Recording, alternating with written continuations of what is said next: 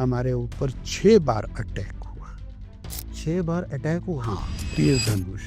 तीर धनुष से अटैक हुआ? चमड़े का इतना बड़ा छितर जैसे हाथ होता है, ऐसा ही एक छितर होता था, उल्टा लेटा दिया, मार मार करके उन्होंने सारे टांगे सुजा दी। जबरदस्त 15 दिन तक मेरी कुटाई की। मारा। 2022 में आप हारे या आपको अपने ही लोगों ने हराया? हिमाचल में तो आपको टोटली फ्री हैंड है क्या कि नड्डा जी की कोई इंटरफेरेंस होती है हमारे राज्य में? ये एलिगेशंस इसलिए भी लगा रहे थे सुक्खू जी कि मंडी में अनुराग जी के पक्ष में सीएम बनने के नारे लगे। आपको लगता नहीं जयराम जी ने अनुशासन तोड़ा, जो बयानबाजी दी उन्होंने? क्योंकि पॉलिटिकल गलियारों में तो कई बार ये भी चर्चा रहती है कि आपकी और जयराम जी के बीच में एक जो संबंध है वो अच्छे नहीं है। जयराम ठाकुर जी जमीन के नेता हैं।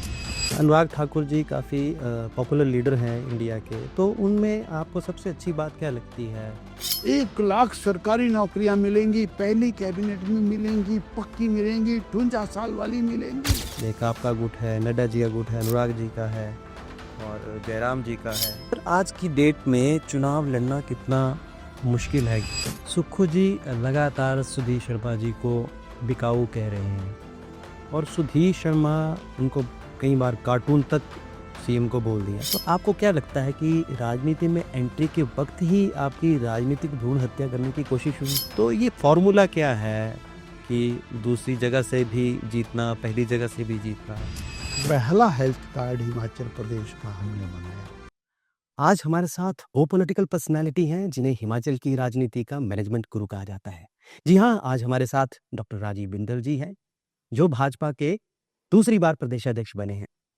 5 बार लगातार ये विधायक रहे हैं, 1 बार मंत्री रहे हैं, 1 बार विधानसभा अध्यक्ष रहे। 1995 में इनका पॉलिटिकल करियर स्टार्ट होता है और 2000 के उपचुनाव में ये एमएलए बनते हैं, 2003 में फिर से ये एमएलए बनते हैं, 2007 में फिर से ये जीतते हैं और 2012 और 17 में लगातार जीतते हैं। हाईकमान इन पर भरोसा जताता है, फिर से इन्हें प्रदेशाध्यक्ष बनाता है। जी हाँ, हमारे साथ राजीव बिंदल जी हैं। Sir, welcome sir. नमस्कार आदरणीय सुनील चड्डा जी, आपको सादर नमस्कार। न्यूज़ राडार के इस स्टूडियो में मुझे आने का अवसर मिला, आपसे बात करने का सौभाग्य प्राप्त हुआ। मैं सभी दर्शकों को बहुत बहुत नमस्कार कहता हूं और आपको भी सादर नमस्कार। Thank you sir.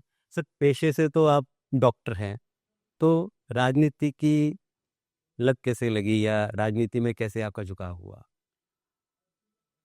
मैं बचपन से राष्ट्रीय स्वयंसेवक संघ की शाखा में जाता रहा। कितने साल की? और विद्यार्थी जीवन से ही। जब स्कूल में पढ़ते थे? हाँ, अच्छा। और विद्यार्थी जीवन से ही संघ का काम किया। तो सर, ये मोटिवेशन कैसे आई कि आरएसएस में आपका एक झुकाव बढ़ा बचपन से ही? मेरा परिवार राष्ट्रीय स्वयंसेवक संघ से जुड़ा रहा, पिताजी, बड़े भाई, और उनके साथ मैं संघ की शाखा में गया और जाने के बाद मैं ये सर पाया। आपका परिवार मतलब आज़ादी से पहले से ही संघ से जुड़ा? हाँ, 1945-46 से आपका परिवार पिताजी संघ से जुड़ा है? हाँ, अच्छा। तो उस समय जो पिताजी की प्रेरणा, बड़े भाइयों की प्रेरणा, जी सर। तो हमने पाया कि राष्ट्रीय स्वयंसेवक संघ एक राष्ट्रवादी संगठन है जो केवल समाज हित में चिंतन करता है, समाज हित में काम करता है। तो हम लगातार उसमें ही काम करते रहे और वहाँ से कुछ सामाजिक इस प्रकार की स्थितियां बनी, तो अंततोगत्वा 1995 में जी सर। सोलन नगर पालिका का चुनाव लड़ा और सोलन नगर पालिका का अध्यक्ष बनने का सौभाग्य मिला। 1975 के आसपास आपकी करीब 19-20 साल उम्र थी और इमरजेंसी में भी आपने भाग लिया और आपको जेल भी जाना पड़ा 4.5 महीने। जैसा मैंने बताया हाँ। कि हम राष्ट्रीय स्वयंसेवक संघ से जुड़े रहे, तो 1975 की 25 जून को श्रीमती इंदिरा गांधी जी ने देश में इमरजेंसी लगाई। हम लोग सामाजिक जीवन में बहुत सजग थे, अलबत्ता उम्र बहुत कम थी, परंतु हर रोज की देश की एक्टिविटीज के साथ जुड़े। पर वो उम्र तो ऐसे भी होती है ना सर, फ्लक्चुएट की, थोड़ा आनंद लेने की उम्र होती है, मस्ती करने की उम्र होती है। पता नहीं क्यों आनंद मस्ती हमको केवल और केवल संघ कार्य में मिलती थी। अच्छा। और उन्होंने, श्रीमती इंदिरा गांधी जी ने प्रेस पर सेंसरशिप लगा दिया। 25 तारीख को जितने अखबार आए सब सेंसर्ड थे। जी। बड़े बड़े उन दिनों प्रिंट मीडिया हाउसेस चलते थे। इंडियन एक्सप्रेस बंद हो गया, जनसत्ता बंद हो गया, और जिसने भी थोड़ी जुर्रत करने की कोशिश की, और लगभग 1 लाख लोग जेलों में डाल दिए गए। जी। तो उस समय हमने निर्णय किया कि हम ये जो लोकतंत्र का गला घोटा जा रहा है, जी। इसका विरोध करेंगे। जी, जी। और आज आप मीडिया के रूप में यहाँ विद्यमान हैं। हमने उस समय जी सर। साइक्लोस्टाइल मशीन लेके विद्यार्थी जीवन में हम हर रोज एक साइक्लोस्टाइल पेपर छापते थे। अच्छा। A4 का पेपर छापते थे। वो सर उसको फिर ये तो कंटेंट क्रिएट करना, उसको एडिट करना, उसको छपवाना, ये तो बड़ा मुश्किल वाला काम है। ये तो अखबारों के लिए बड़ी मुश्किल कैसे करते थे सर? नहीं, मुश्किल तो क्या है, असंभव काम था। असंभव काम था। ये तो असंभव भी नहीं। कैसे था कि बहुत जबरदस्त पुलिस का शिकंजा था। अच्छा। कोई भी व्यक्ति उस समय तात्कालिक सरकार के खिलाफ एक शब्द नहीं बोल सकता था। अगर किसी ने चौक चौराहे पर भी बोला है तो समझ लो कि उसको किसी ना किसी ने सुन लिया और अगले दिन वो जेल में होगा। पब्लिक तक ऐसे में पब्लिक तक कोई खबरें नहीं पहुंचती थी। तो जैसे और हमने तो कैसे? क्या किया कि मैंने हॉस्टल छोड़ा। अच्छा सर। एक गौशाला हाँ। के पीछे एक अच्छा। भूसे का कमरा था। उस कमरे को खाली करके उस कमरे में अपनी चारपाई लगाई, उसमें साइक्लोस्टाइल मशीन लगाई। ये कहाँ की बात है सर? सोलन? कुरुक्षेत्र, हरियाणा। हरियाणा की। और एक प्रिंटर थे, उन प्रिंटर की हमने मदद ली।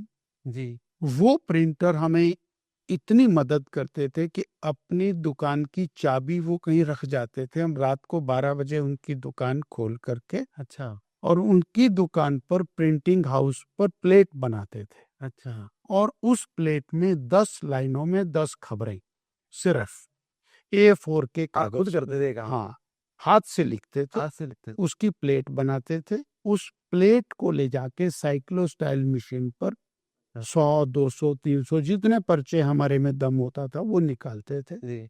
और सुबह 4 बजे जी। उसको साइकिलों पर जाकर के हम यूनिवर्सिटी में, कॉलेज में, घरों के नीचे उसको डाल के सो जाते थे जाके। ये क्रम लगभग 3.5 महीने चला।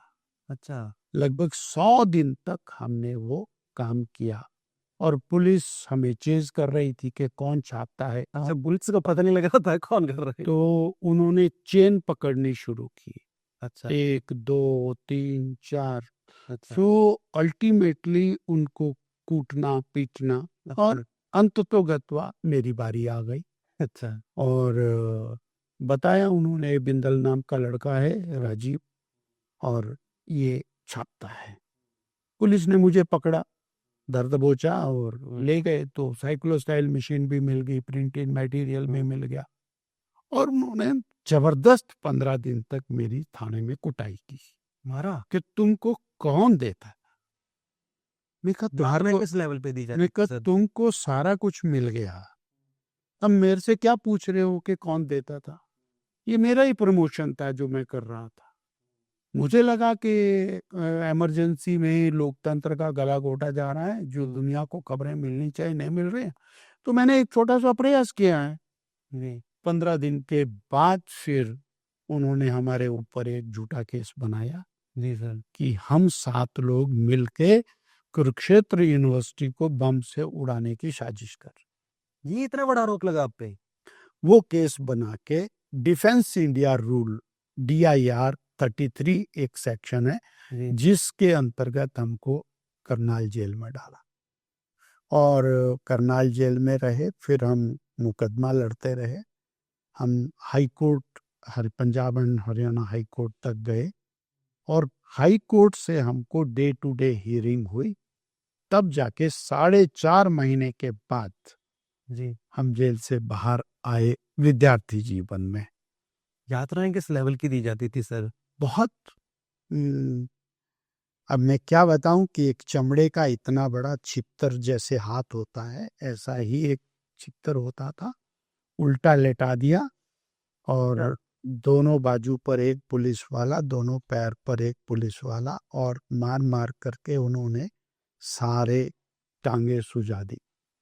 इस स्थिति के अंदर यातनाएं हुई और पूरा समाज वेदना भयभीत था, बहुत समाज भयभीत था।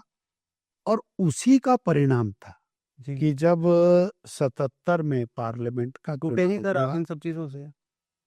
संघ की प्रेरणा थी। क्योंकि आदमी को राज इस लेवल पे याद ना दी जाए, आदमी तो टूट जाता है, दोबारा मुँह नहीं देखता है उस चीज़ का। मेरे जैसे सैकड़ों लोग, हजारों लोग थे, 1 लाख लोग जेल में थे, 50,000 लोग तो सत्याग्रह करके गए थे जिनको इतनी यातनाएं दी गई।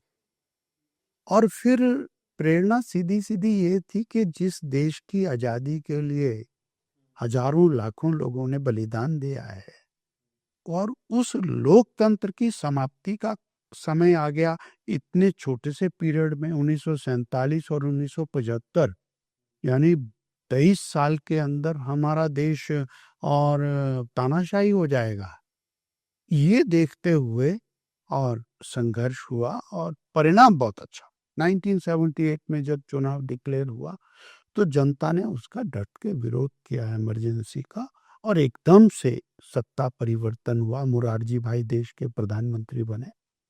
तो उसके बाद से आज तक कोई तानाशाही की स्थिति नहीं ला पाया। ये जनता की ताकत थी, ये राष्ट्रीय स्वयंसेवक संघ की ताकत थी।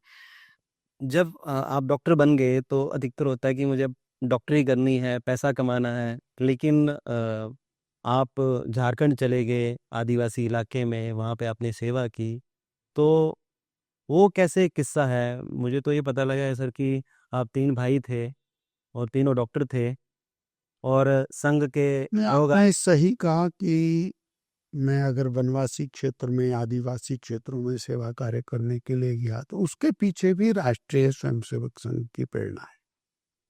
चिकित्सा अपनी पूरी करने के बाद 1978 के कोई नवंबर दिसंबर का महीना रहा होगा, जी सर। हमारे क्षेत्रीय प्रचारक घर पर आए और उन्होंने पिताजी से कहा कि आपके घर से एक डॉक्टर लेकर के जाना है। कुल 3 डॉक्टर थे घर में? नहीं, डॉक्टर हम 6 भाई हैं, मैं सबसे छोटा हूँ। जी। बाकी भी चिकित्सा कार्य करते हैं, पर वो बड़े थे, मैरिड थे, जी, जी। तो हम छोटे थे तीनों। अच्छा, तो कहा कि अब एक डॉक्टर दे दो लेके मुझे। जाना है। और अंततोगत्वा अगले दिन प्रातःकाल ही 9 बजे मेरी विदाई हो गई एक और दिन में ही? रात को बैठे सवेरे 9 बजे और मैं निकल गया था इतना वनवासी। समर्पण है सर इस लेवल का? और झारखंड के हो वनवासी, हो आदिवासी क्षेत्र में काम करने का मुझे अवसर मिला। जी। सुदूर क्षेत्र में रहा, ऐसा क्षेत्र जो एशिया का और सेकंड थिकेस्ट फॉरेस्ट है, second thickest forest forest in Asia. Asia, Saranda forest के नाम से है, हाथियों का जंगल है। अच्छा। और उस फॉरेस्ट में एक कुइडा नाम का छोटा सा गांव, अच्छा। उस गांव में एक कच्चे मिट्टी के घर में मैंने पहली डिस्पेंसरी अपनी शुरू की। और वो उनकी भाषा भी जानता नहीं था, तो कैसे समझ तो में आते? एक लड़का रखा, अच्छा। राजेश कुंटिया नाम का लड़का था जिसको साथ में रखा। वो मेरे साथ द्विभाषीय का काम करता था, 8वीं पढ़ा हुआ था, और धीरे-धीरे मैंने भाषा भी सीखी और उनके बीच में चिकित्सा सेवा के माध्यम से गाँव-गाँव में जाना, उनके साथ जुड़ना, बहुत एक अलग प्रकार का जीवन में बिजली वहाँ पर नहीं थी बिजली नहीं थी? और शाम को 6 बजे के बाद लालटेन में बैठ कर के लिखना, चिट्ठियाँ लिखना, अच्छा, जवाबी कार्ड लिखना, अच्छा। तो वहाँ के हालात और वहाँ पर झारखंड मुक्ति मोर्चा उस समय का जो था, जी। उसके द्वारा कुछ देश विरोधी गतिविधियां चलती थी, जंगल काटो अभियान चलता था। डर भी लगता था सर वहाँ पे? तो उस समय वहाँ पर ईसाई मिशन के द्वारा धर्मांतरण का काम होता था और हमारे आने के बाद ईसाई मिशन की प्रमोशन पर जी। हमारे ऊपर 6 बार अटैक हुआ। 6 बार अटैक हुआ? हाँ, सर कैसे हुआ, मतलब जैसे क्या जैसे तलवार से, बंदूक से, किस नहीं, तरह से अटैक? तीर धनुष। तीर धनुष से अटैक हुआ, जहाँ पे आप तो चिकित्सा का काम कर रहे थे जी, वहाँ पे? एक बार तो वहीं से एक बहन हाँ। मुझे निकाल करके पकड़ करके दूसरे घर में ले गई और ढक्कन बंद कर दिया। झरोखे से देखता रहा मैं, मेरी आंखों के सामने सामने पूरा चिकित्सालय तहस-नहस कर दिया। पूरा का पूरा? तो फिर उसके बाद मुझे प्रशासन ने कहा कि आप ये स्थान छोड़ दो। मैंने नहीं छोड़ा। अच्छा। वहाँ से 2 किलोमीटर हट के एक स्थान था कदमडीहा, वहाँ पर नया सेंटर बनाया और सेवा करते-करते साल भर में लोगों को ये महसूस हो गया कि नहीं, ये डॉक्टर हमारे क्षेत्र की भलाई के लिए आया। और वही लोग जो हमलावर किसी समय थे, किसी के कहने से हमलावर हुए थे, वो सब लोग हमारे अंततोगत्वा सहयोगी बने। क्योंकि वहाँ पर प्रशासन ने कहा हम आपको सिक्योरिटी देते हैं। हम समाज से दूर नहीं जाना चाहते थे, क्योंकि समाज गलत नहीं था। गलत उनको प्रवृत्ति उनके अंदर डाली। उनको कोई ना कोई पीछे से प्रमोट करता था। जी। मान लिया हम दवाई दे रहे हैं, इलाज कर रहे हैं, परंतु वो बोंगा पूजा कर अच्छा। कि भाई ये तो बोंगा पूजा से ठीक होगा। अंधविश्वास बहुत। तो हम कहते थे ठीक है तुम बोंगा पूजा भी कर लो, ये दवाई भी ले लो। अच्छा। तो शनै-शनै उनको मालूम हुआ कि नहीं, हमको दवाई से इनकी बात को फॉलो फॉलो करना है। करना। ऐसे करते हुए वो परिवर्तन आया और आज भी वो चिकित्सालय चल रहे हैं। फिर अच्छा। वहाँ पर एक छात्रावास शुरू किया जी, आपने। बच्चों का और वो छात्रावास भी अभी चल रहा है। अच्छा, तो घर बहुत से कम्युनिकेशन हो पाता था सर? हाँ, घर से पत्राचार होता था। हाँ। हमारे पिताजी बड़े और व्यक्तिगत रूप से जुड़े हुए थे। वो वहाँ मेरा काम देखने के लिए स्वयं सोलन से चल के झारखंड आए। अच्छा। मेरे पास रुके, बड़े खुश हुए अच्छा। और उन्होंने उस जो छात्रावास था, उसको गोद लिया अच्छा। और गोद लेकर के लगभग 20 साल तक हुँ। अपने जीवन पर्यंत उन्होंने उसकी 100% फंडिंग की अपनी पिताजी ने? जेब से। बहुत तो बड़ी बात है। ये हमारे लिए बहुत बड़ा प्रमोशन था। सो वहाँ एक जीवन की नई दिशा मिली कि ये जो समाज है, हुँ। उसको जब तक हम साथ लेकर के ऊपर नहीं उठाएँगे, हुँ। तब तक देश का भला नहीं। मतलब ऐ और ये जो समाज है, ये कोई एक जगह ऐसा नहीं है, पूरे देश में ही है। कहीं ज़्यादा है, कहीं कम है। जो अभावग्रस्त भाई-बहन हैं, उनके अंदर शिक्षा का अभाव हो सकता है, आर्थिक अभाव हो सकता है, शारीरिक प्रकार की अक्षमता हो सकती है। उन सभी चीज़ों को हमको मिल करके ठीक करना, ये भाव वहाँ से विकसित हुआ। ये महावरा से भी 1995 में जब आप नगर परिषद के अध्यक्ष बने और आपका राजनीति में पदार्पण हुआ, तो उस टेन्योर में आप पे एलिगेशंस लगे कि बैकडोर से नौकरियां देने का आरोप लगा, फिर केस भी हुआ, केस भी चला और आप बरी भी हुए। तो आपको क्या लगता है कि राजनीति में एंट्री के वक्त ही आपकी राजनीतिक भ्रूण हत्या करने की कोशिश हुई? 1995 में मैं नगर पालिका का अध्यक्ष बना।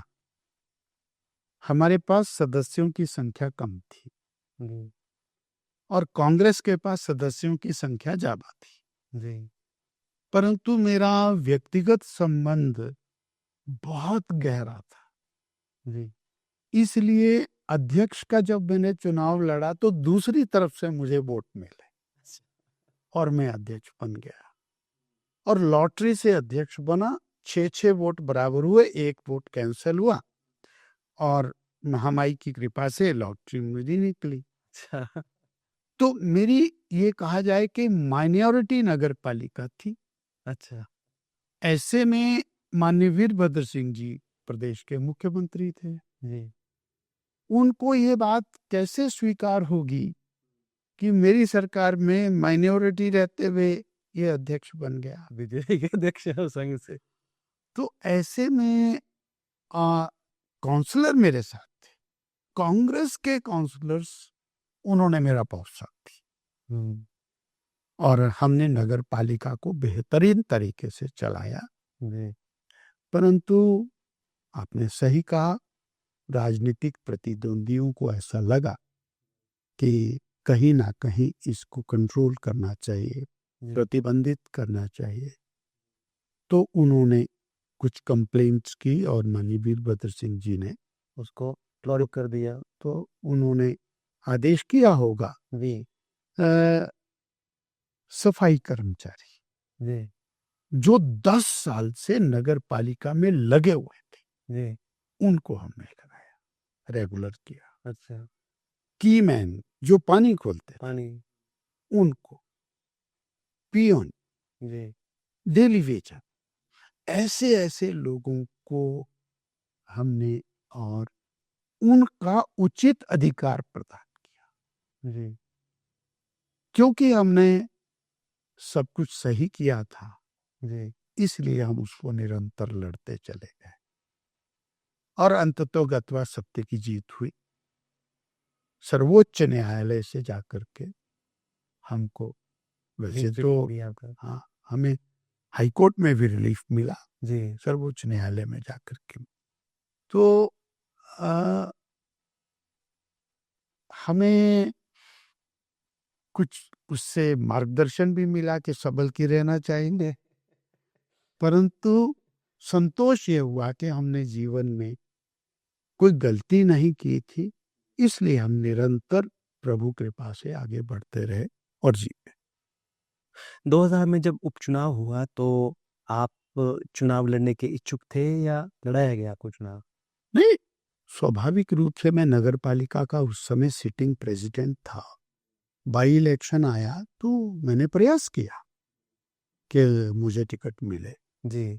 और उस समय बीजेपी की सरकार थी, मुझे टिकट भी मिला और सरकार ने, बीजेपी ने मेरा चुनाव भी लड़वाया। मुझे जिताने में भारतीय जनता पार्टी की और उस समय मुख्यमंत्री श्री प्रेम कुमार धूमल जी की बहुत बड़ी भूमिका थी।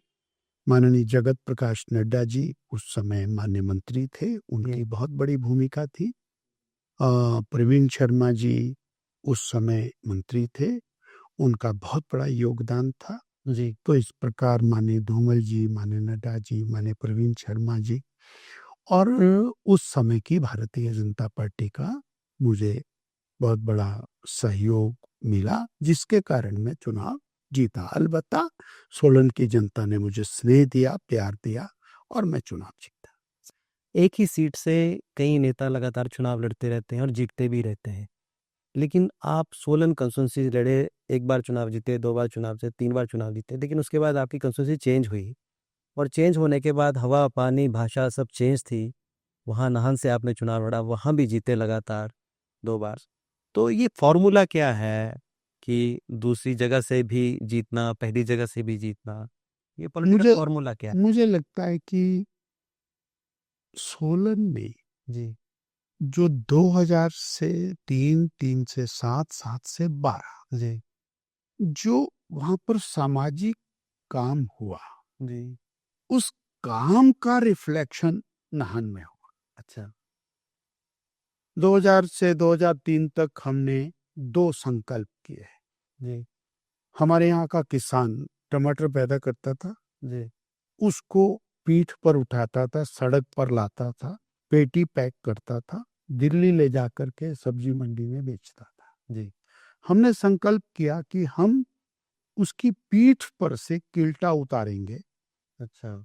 और उसको, उसका माल सोलन में बिकाएंगे, यानी सब्जी मंडी बनाएंगे। और हमने वो काम किया। 3 साल में हमने लगभग 65 सड़कें बनाई, खेतों तक सड़कें बनाई जी। और सोलन ने एक बहुत बड़ी सब्जी मंडी बनाई, उस सब्जी मंडी को चलाया। 3 साल के अंदर हमारे किसान की आर्थिकी बदल गई। जी। उसका जो पेटी पैक करने पर खर्चा आता था वो खत्म हो गया, ट्रांसपोर्टेशन पर खर्चा आता था वो खत्म हो गया, ढुलान पर जो उसकी मेहनत लगती वो खत्म हो गई। उसके कारण जो व्यक्ति 1000 पौधा टमाटर का लगाता था वो 4000 पौधा लगाने लग गया और उसकी आर्थिक स्थिति सुधरी। जी। उस संकल्प का जो परिणाम था जी। वो लोगों ने देखा। जी। 2003 से 7 के बीच में हमने अनेक अलग प्रकार के प्रयोग किए। सोलन को गिरी का पानी ला करके देना और वो क्योंकि सोलन वाटर की दृष्टि से क्राइसिस में रहता था, जी। आर्थिक दृष्टि से सोलन संपन्न हो उस दिशा में और कुछ इंस्टीट्यूशंस को प्रमोट करना, यानी सोलन को शिक्षा का हब बनाना, सोलन का मौसम अच्छा है उसकी चिंता करना। और फिर हमको अवसर मिला स्वास्थ्य मंत्री बनने का 2008 से 12 के बीच में।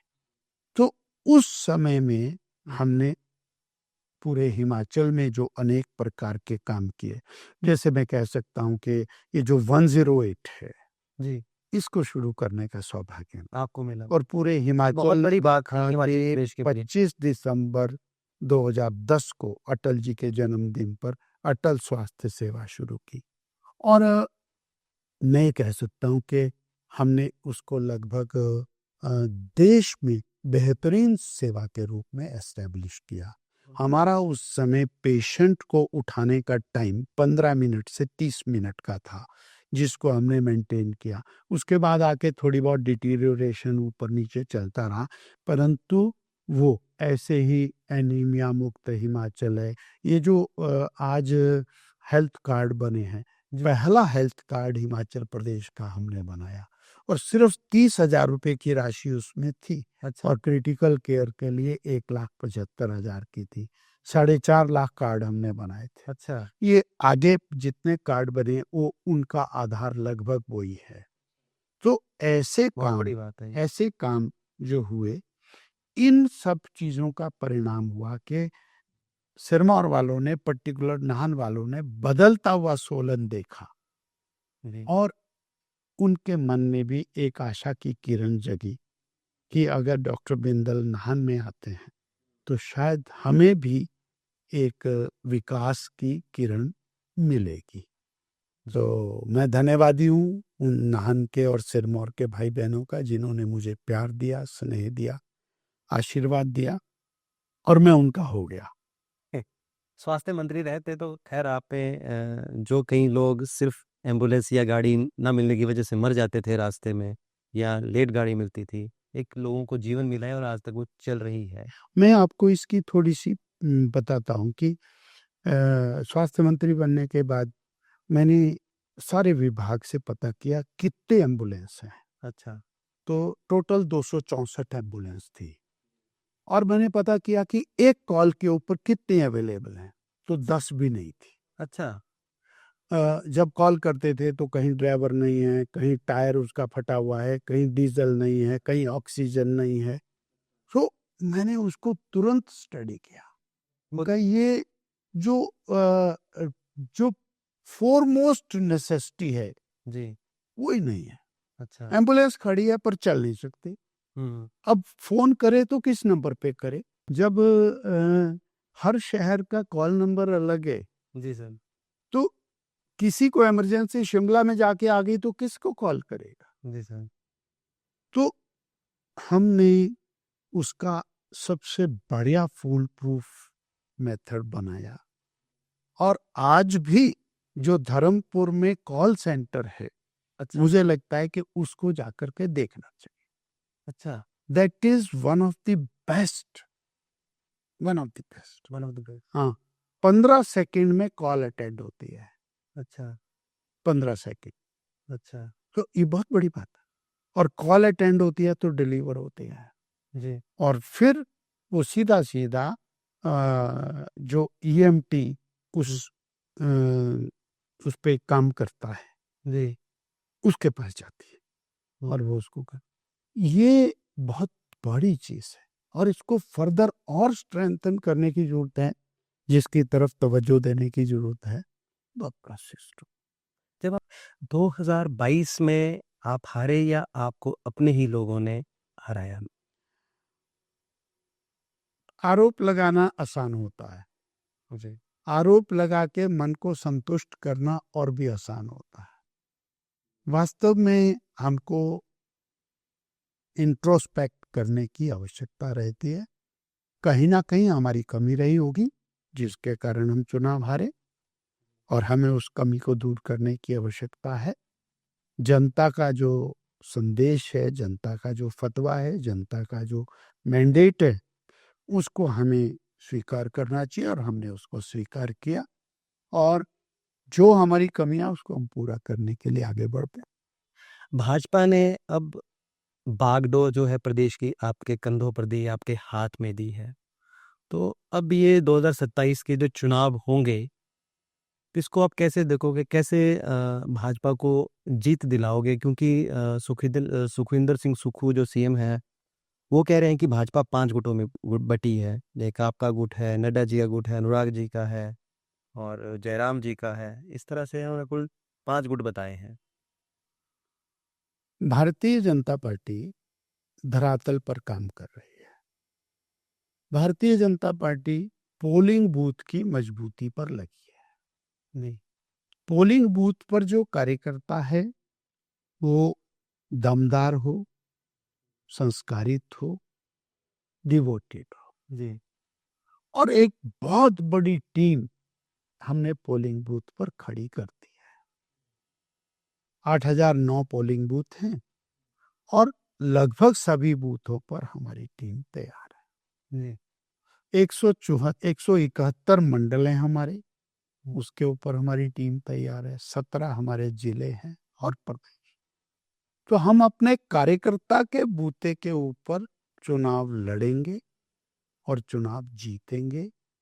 ये हमारा 500% विश्वास है और ये आत्मविश्वास है, क्योंकि हमारा कार्यकर्ता जब तय कर लेता है कि मुझे चुनाव जीतना है, बीजेपी को चुनाव जिताना है, मोदी जी को चुनाव जिताना, तो दुनिया की कोई ताकत उसको हरा नहीं सकती है।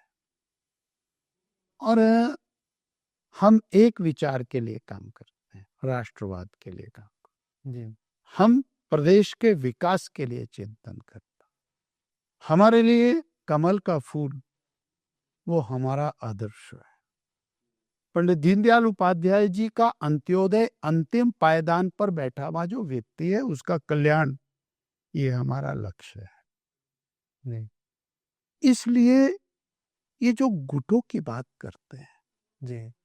ये दो कारण से करते जी। हैं।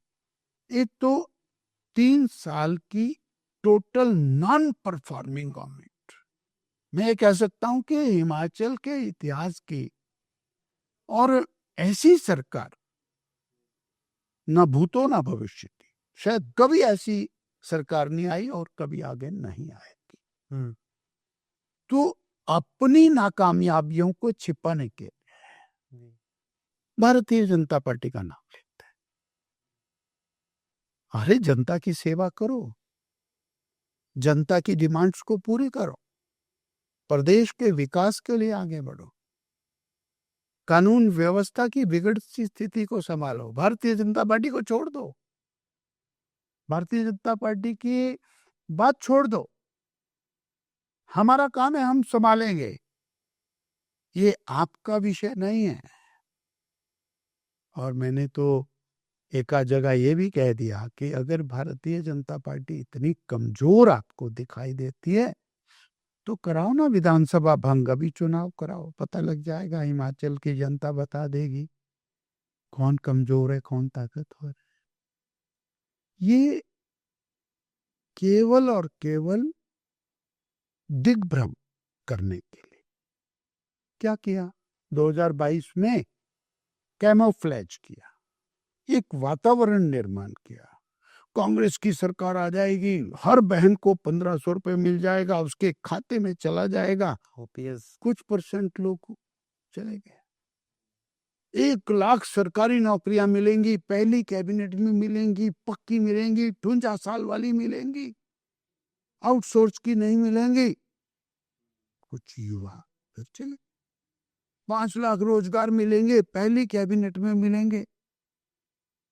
वो पहली कैबिनेट नहीं आई आज तक। यानी आपने एक कैमोफ्लेज किया, एक वातावरण का निर्माण किया, उस वातावरण के निर्माण में 1-2-3% वोट आप उठा करके ले गए और सत्ता में आ गए।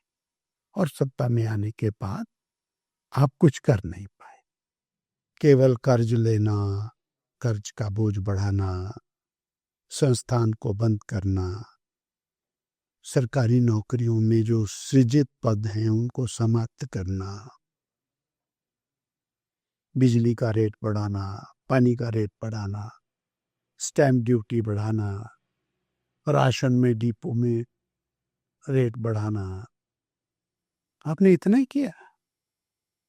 आपने और एचआरटीसी का किराया बढ़ाना, जनता को हर तरह से दुखी करना, परेशान करना, इतना ही किया। तो वो जो एक वातावरण बनाया था, एक आपने हवा क्रिएट किया था, वो आज आपके लिए हवा बन के आ रहा है। हिमाचल की जनता, हिमाचल का बेरोजगार, हिमाचल का कंज्यूमर, हिमाचल का रिटायरी, हिमाचल का कर्मचारी, हिमाचल का बेरोजगार, हिमाचल की बहनें, हिमाचल का किसान, वो जवाब देगा कांग्रेस को कितनी बुरी तरह से वो त्रस्त है। ये एलिगेशंस इसलिए भी लगा रहे थे सुक्खू जी कि मंडी में अनुराग जी के पक्ष में सीएम बनने के नारे लगे और उसके बाद जयराम जी ने भी एक बयान दिया कि बड़े नेता जिता के बताएं लोगों को। तो ये अनुराग जी और जयराम जी के भारतीय में जनता अंतर्विरोध पार्टी, कैसे देखते हैं आप? भारतीय जनता पार्टी को आज पूरा देश समझ रहा है। राजस्थान में कौन सीएम बनेगा, सब कोई कुछ बोल रहा है, कोई कुछ। हरियाणा में कौन सीएम बनेगा, यूपी में कौन बनेगा, मध्य प्रदेश में कौन बनेगा। जी, हमारे यहाँ एक अनुशासित पार्टी है और ये झगड़ा ही नहीं, ये सोच ही नहीं, ये चिंतन ही नहीं। सभी लोग एक ही दिशा में काम कर रहे हैं। सब लोग संगठन की मजबूती के लिए काम कर रहे हैं। वो चाहे अनुराग जी हों, चाहे वो जयराम जी हों, चाहे वो और हों, सब लोग संगठन की मजबूती के लिए काम कर रहे हैं और संगठन के दिशा निर्देश के ऊपर काम, सभी लोग। और सबकी दिशा एक ही है कि ये वर्तमान कांग्रेस की निकम्मी सरकार को बदलना है। और 4 तारीख को आपको दिखाई दे जाएगा सारा। जब हम जोरावर सिंह स्टेडियम में ये सारे लोग गरजेंगे तो आपको दिख जाए। इसलिए कोई इस भ्रम में मत रहे। भारतीय जनता पार्टी डॉक्टर श्यामा प्रसाद मुखर्जी, पंडित दीनदयाल उपाध्याय जी, अटल जी, अडवाणी जी, मोदी जी, जगत प्रकाश नड्डा जी, इनके नेतृत्व में काम करने वाली, इनके दिशा निर्देश में, इनके द्वारा दिए गए संदेशों के आधार पर काम करने वाली पार्टी है। ये किसी प्रकार से और स्वार्थ में आकर के पार्टी का नुकसान करने वाली नहीं। आपको लगता नहीं जयराम जी ने अनुशासन तोड़ा, जो बयानबाजी दी उन्होंने इस तरह से? मैं कह रहा हूं कि किसी भी व्यक्ति का कोई सवाल नहीं है। ABCD सभी लोग भारतीय जनता पार्टी के अम्ब्रेला के नीचे काम कर, और ये एक बड़ी छतरी है। क्योंकि पॉलिटिकल गलियारों में तो कई बार ये भी चर्चा रहती है कि आपकी और जयराम जी के बीच में एक जो संबंध है वो अच्छे नहीं है। इस तरह की भी कई बार चर्चाएं चलती रहती हैं। अब किसी को अगर राजनीति में ये सूट करता हो तो कुछ बोले तो उसका तो कोई इलाज नहीं है, परंतु हम केवल और केवल संगठन हित में काम करते हैं। मेरे लिए जयराम ठाकुर जी प्रदेश के नेता हैं, जी, अनुराग ठाकुर जी हमारे नेता हैं, और हम सब लोग मिल करके संगठन हित में काम कर रहे हैं, क्योंकि हमारे लिए सर्वोपरि हिमाचल का हित है, और बीजेपी आगे बढ़ेगी तो प्रदेश का हित। हिमाचल में तो आपको टोटली फ्री हैंड है क्या कि नड्डा जी की कोई इंटरफेरेंस होती है हमारे राष्ट्रीय माननीय जगत प्रकाश नड्डा जी हमारे राष्ट्रीय अध्यक्ष हैं, उनका मार्गदर्शन निरंतर हमें मिलता है, और हम उनके मार्गदर्शन के साथ ही आगे बढ़ते हैं, उसके बिना नहीं बढ़ते हैं। वो हमारे मार्गदर्शक हैं। अनुराग ठाकुर जी काफ़ी पॉपुलर लीडर हैं इंडिया के, तो उनमें आपको सबसे अच्छी बात क्या लगती है कि जो अनुराग ठाकुर जी युवाओं के प्रेरणा स्रोत हैं, जी, बहुत सजग हैं, जी, किस प्रकार से वो राष्ट्र के खिलाफ काम करने वाले लोगों को पार्लियामेंट में और पार्लियामेंट के बाहर धो करके रखते हैं, उनकी क्षमता है, उनकी गुणवत्ता है। जयराम ठाकुर जी जमीन के नेता हैं, उनकी क्या हर खासियत है? व्यक्ति के साथ जुड़े हुए हैं। मुख्यमंत्री के नाते जितना बेहतरीन काम उन्होंने अपने टेन्योर में किया, हुँ। हर किसी को सुना, हर किसी का काम किया, और जितनी सुंदर योजनाएं उन्होंने शुरू की, वो काबिले तारीफ है। पर आज की डेट में चुनाव लड़ना कितना मुश्किल है क्योंकि आप इतने चुनाव लड़ चुके हो। कैसे देखते हो आज के चुनाव को आप? किस लेवल पे पैसा खर्च करना पड़ता है? क्या जिसके पास पैसा नहीं है, क्या वो चुनाव में आ सकता है कि नहीं आ सकता है? चुनाव लड़ना सच में एक बहुत बड़ा कठिन विषय हो चुका है, जी, और सबसे बड़ी बात जो आपने कही कि उसमें धन की इन्वॉल्वमेंट, जी, परंतु ये जरूरी नहीं है कि चुनाव जीतने के लिए धन ही चाहिए। जी, कई सारे फैक्टर, जी, समाज के साथ उम्मीदवार का कितना जुड़ाव है, जी, वो चुनाव जीतने के लिए सबसे बड़ा पहलू। जी, और दूसरा पहलू है किस पार्टी से वो चुनाव लड़ रहा है, जी, और उस पार्टी की उस चुनाव में क्या स्थिति है। जी, ये दो चीजें बहुत इंपॉर्टेंट। और कुछ टेक्निकल एस्पेक्ट्स हैं जिनको लेकर के बहुत लोग कामयाब होते हैं। कोई सोशल मीडिया का उपयोग करते हैं, कोई अलग अलग प्रकार की सामाजिक संस्थाओं के रूप में काम करके उपयोग करते हैं, कोई जातिगत समीकरणों के आधार के ऊपर चुनाव लड़ते और जीतते हैं। कोई एक चीज, एक फॉर्मूला सबके लिए लागू नहीं हो सकता, ये बहुत अलग है।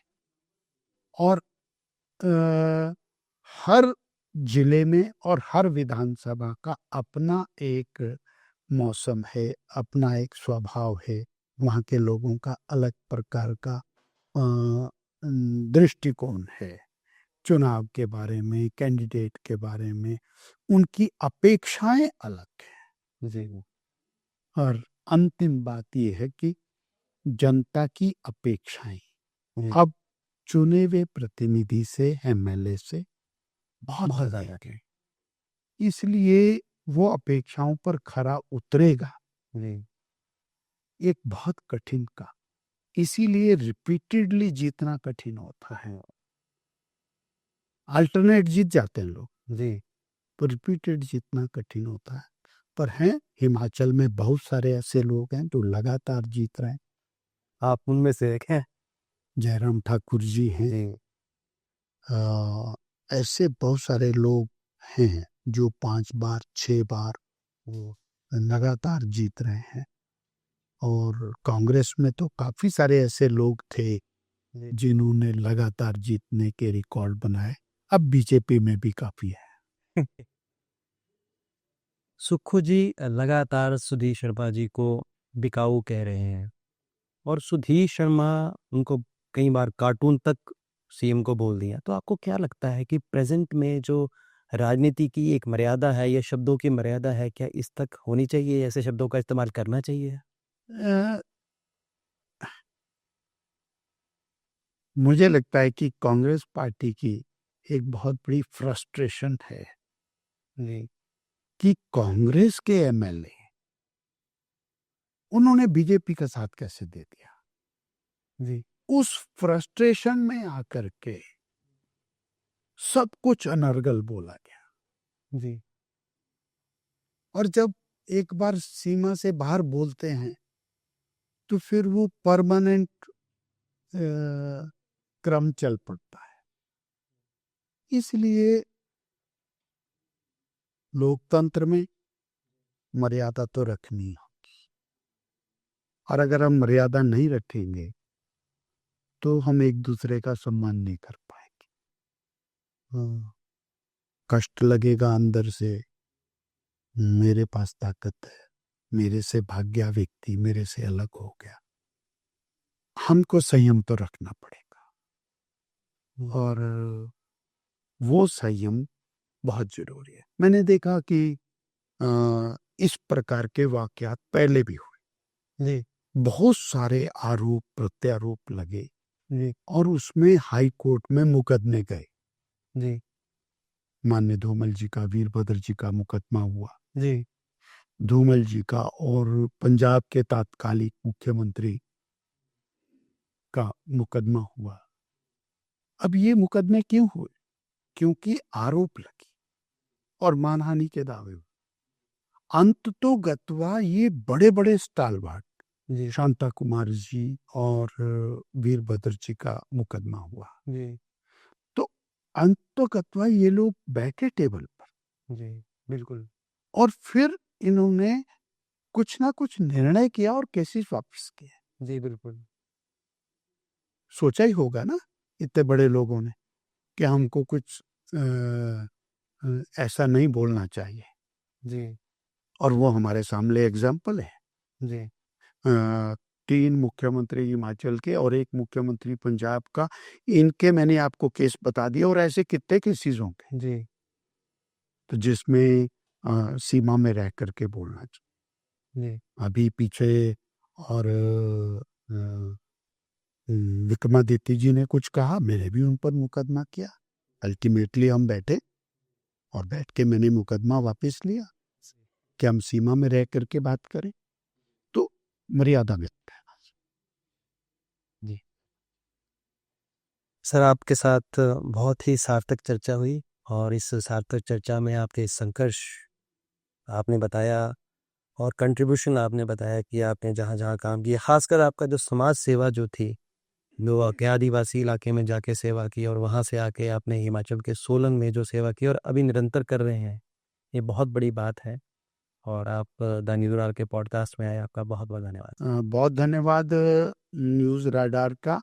मैं एक ज़रूर कहना चाहूँगा कि मैं वो सौभाग्यशाली व्यक्ति हूँ जी, जिसको प्रभु ने निरंतर काम करने का अवसर प्रदान।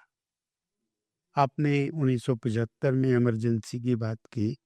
1975 से लेकर समाज जीवन में, सेवा क्षेत्र में, राजनीतिक जीवन में काम करते करते 50 साल का निरंतरता का समय बहुत बड़ा उस प्रभु ने हमको प्रदान किया, और उसके लिए मैं समाज का भी धन्यवादी हूँ, प्रभु का भी धन्यवादी। और आपने मेरे जीवन को कुछ कुरेदने की कोशिश की, उसके लिए भी आपका आभारी। Thank you so much sir. धन्यवाद।